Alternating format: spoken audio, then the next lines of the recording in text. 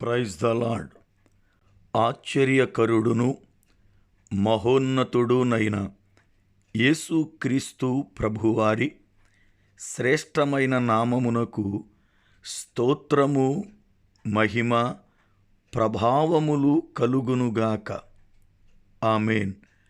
ప్రభునందు ప్రియులారా, ఈ దినము సెప్టెంబరు 24 ఆదివారపు ఉదయకాలము వేళ దేవుని వాక్యము వింటున్న మీ అందరికీ దైవజనునిగా living prayer fellowship ministries international సహవాసము యొక్క పరిచర్య పక్షముగా నా హృదయపూర్వకమైన శుభములు.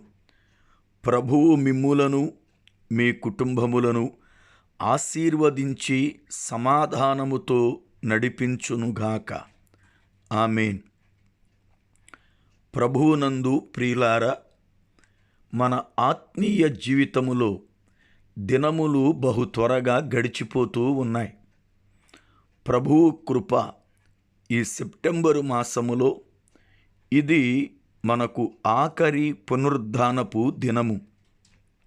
ఈ పునరుద్ధాన దినమున ప్రభువు యొక్క మరణమును జ్ఞాపకం చేసుకుంటూ మనలను నీతిమంతులుగా చేయడానికి మరణమును గెలిచి తిరిగి లేచిన ప్రభువుని ఎంతగానో హృదయపూర్వకముగా ఘనపరుస్తూ ఆయన సన్నిధిలో మనము దీవెన పొందాలి.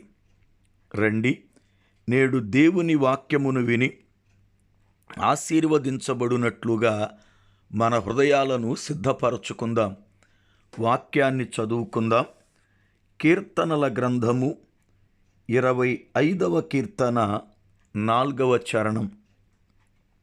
యెహోవా, నీ మార్గములను నాకు తెలియజేయుము, నీ త్రోవలను నాకు తేటపరచుము. ప్రార్థన. సకల ఆశీర్వాదములకు కారకుడవైన మా పరమ తండ్రి, మీకు వందనాలు, స్తోత్రాలు. మీ కనికరమును, మీ వాత్సల్యమును బట్టి ప్రతిదినం మమ్ములను ప్రేమిస్తూ నడిపిస్తున్నందుకై వందనాలు. ఈ దినము చదవబడిన లేఖనము నుండి మాతో మాట్లాడండి, మమ్ములను బలపరచండి. మేము బలహీనులం, కనికరము చూపండి. వాక్యము వింటున్న నీ ప్రజలకున్న ప్రతి విధమైనటువంటి చింతను తొలగించండి. కుటుంబాలలో సమాధానమును, నెమ్మదిని అనుగ్రహించండి. బిడ్డలు పరిశుద్ధతలో నుండి అధిక పరిశుద్ధతలోనికి ఎదుగుచు మీ రాకడకు సిద్ధపడే గొప్ప కృప అనుగ్రహించండి. నశించుచున్నవారు రక్షణ పొందునట్లుగా మీ కార్యము చేయండి.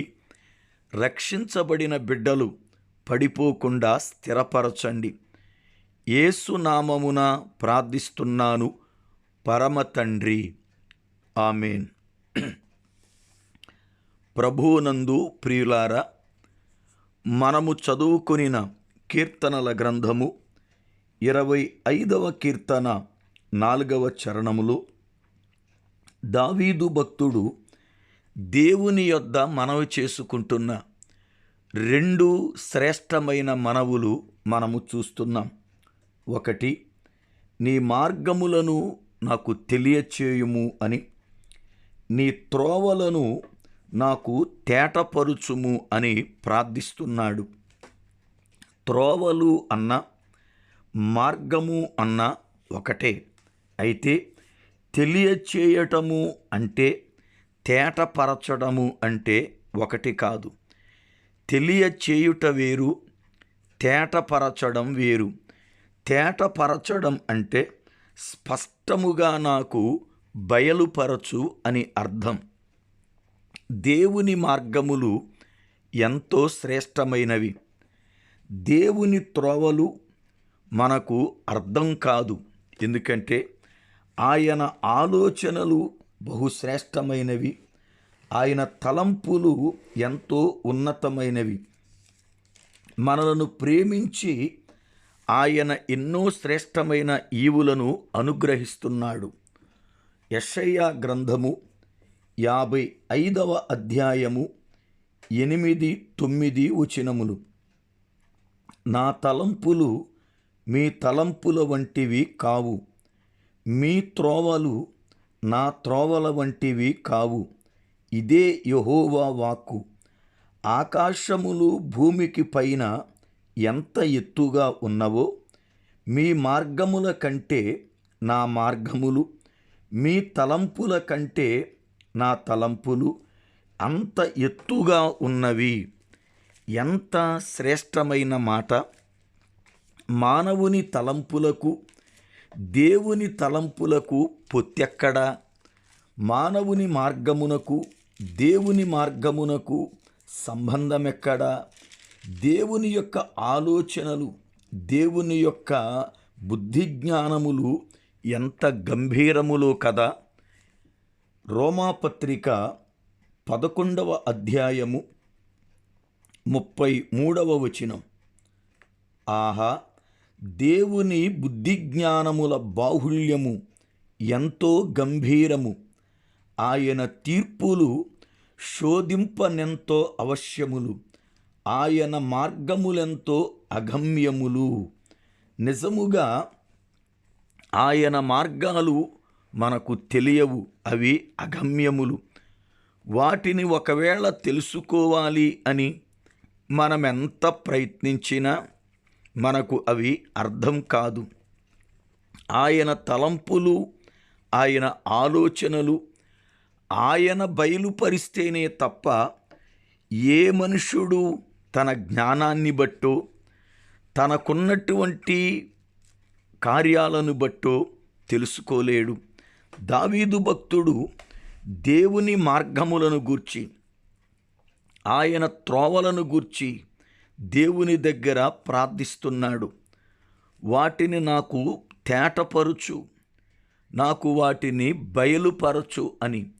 ఎందుకు అంటే ఆయన మార్గములలో మనము నడవాలి అని, ఆయన మార్గములను మనం తెలుసుకోవాలి అని దేవుడు కోరుకుంటున్నాడు.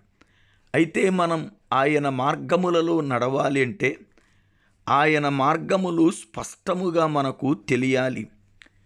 అపవాది ప్రతీదీ దేవుని మార్గమే అన్నట్లుగా మనలను భ్రమపరచి, వాడు మోసము చేసి లోక సంబంధమైనటువంటి ఆశలలో పడవేసి చివరికి నిత్య జీవం పొందకుండా నిత్య నరకానికి ఈడ్చుకుపోతాడు. అందుకే దేవుని మార్గమేదో, అపవాది మార్గమేదో, సత్యమేదో అసత్యమేదో స్పష్టంగా మనం తెలుసుకోవాలి అని వాక్యము బోధిస్తుంది. నేడు అనేక మంది బిడ్డలు దేవుని మార్గము తెలియక మనుషుల యొక్క సిద్ధాంతాలను లేక మనుషులు పెట్టినటువంటి పద్ధతులను చూసి ఇవి దేవునివే, ఇవి దేవుడు చేశాడు అన్నట్లుగా వాటిని వెంబడిస్తూ నశించిపోతున్నారు. అందుకే దేవుని పిల్లలుగా మనము ఏవి సత్యమైనవో, ఏవి యోగ్యమైనవో వాటిని ఖచ్చితముగా తెలుసుకోవాలి. ఫిలిప్పీ పత్రిక 4వ అధ్యాయము 8వ వచనం. మెట్టుకు సహోదరులారా, ఏ యోగ్యత అయినను మెప్పైనను ఉండిన ఎడల, ఏవి సత్యమైనవో, ఏవి మాన్యమైనవో, ఏవి న్యాయమైనవో, ఏవి పవిత్రమైనవో, ఏవి రమ్యమైనవో, ఏవి ఖ్యాతిగలవో వాటి మీద ధ్యానముంచుకొనుడి. పౌలు గారు ఫిలిప్పీ సంఘముతో మాట్లాడుతూ, మీరు దేని మీద పడితే దాని మీద మీ మనసు పెట్టుకోవద్దు, వాటి మీద మీ ఆలోచన పెట్టుకోవద్దు, ఏవి శ్రేష్టమైనవో వాటి మీద మీ ధ్యానముంచుడి అని మాట్లాడుతూ ఉన్నాడు. నేడు లోకములో అనేక మార్గాలున్నాయి. అవి దేవుని మార్గాలుగా పైకి కనబడుతున్నా చివరికి మనిషిని పతనానికి తీసుకుని పోతున్నాయి. దేవుని మార్గానికి మిగిలిన మార్గాలకి తేడా ఏమిటి అంటే, దేవుడు పరిశుద్ధుడు గనుక ఆయన మార్గము పరిశుద్ధమైనది, ఆయన త్రోవలు నీతి కలిగినవి. వాటిని వెంబడించి మనం వాటిలో నడిస్తే యథార్థతను బట్టి మనము నిత్య రాజ్యానికి చేరుకుంటాం. కానీ నేడు మానవుడు దేవుని మార్గములను తెలుసుకోకుండా కల్పితముల వైపు తిరిగి ఇది దేవుని మార్గమే అని చెప్పి భ్రమపడి చివరికి నశిస్తున్నాడు. ప్రియ సోదరుడా, సోదరి, దేవుని యొద్ద నీవు సమాధానము కొరకు కనిపెట్టాలి. ప్రార్థన యందు నీవు వేచి చూడాలి. దేవునిని ఏదైనా ఒక విషయాన్ని మనము అడిగితే ప్రభువు దానిని మనకు అనుగ్రహించే వరకు కూడా వేచి చూడాలి, కనిపెట్టాలి. కొన్ని పర్యాయాలు ఆయన కార్యాలు ఆలస్యమవుతాయి, కొన్ని పర్యాయాలు వెంటనే జరుగుతాయి. వెంటనే జరిగినప్పుడు సంబరపడిపోకూడదు, లేక ఆలస్యమైపోయినప్పుడు కృంగిపోకూడదు. చాలాసార్లు మన జీవితంలో ప్రభువు ఆలస్యం చేస్తున్నాడు అనంటే కృంగిపోయి దేవుని యొద్ద నుండి దూరమైపోతాం. అయితే ఆయన ఆలస్యం వెనుక ఒక గొప్ప ఆశీర్వాదం ఉంది అన్న సంగతి మరచిపోవద్దు. నిన్ను ప్రేమించి నీ కొరకు ప్రాణాన్నే అర్పించిన ప్రభువు నువ్వు కోరినవి ఇవ్వలేదు అనంటే దానికి కారణం ఏదో ఉంది అని తెలుసుకోవాలి. అంతే తప్ప నేను అడిగితే ప్రభు ఇవ్వటం లేదు, లేక నేనేదో తప్పు చేశాను, నేనేదో ఘోరమైన పాపిని, నా ప్రార్థన దేవునికి ఇష్టం లేదు అని నిన్ను నీవు కించపరుచుకొనకూడదు. దేవుని పిల్లలుగా ఆయన కార్యముల కొరకై నిరీక్షణ కలిగి ఎదురు చూస్తూ మహోన్నతుడైన దేవుడు అనుగ్రహించే ఆ గొప్ప ఈవులను పొందుకోవడానికి మనల్ని మనం సిద్ధపరుచుకుందాం. అట్టి కృప ప్రభువు మనకు దయచేయునుగాక. ఆమేన్. మన పరమ తండ్రి అయిన దేవుని అద్వితీయమైన ప్రేమ, ఆయన కుమారుడును మన రక్షకుడునైన ప్రభువారి కృప, పరిశుద్ధాత్మ దేవుని యొక్క అన్యోన్య సహవాసం, ఆయన సన్నిధి మనకు తోడైయుండునుగాక. ఆమేన్.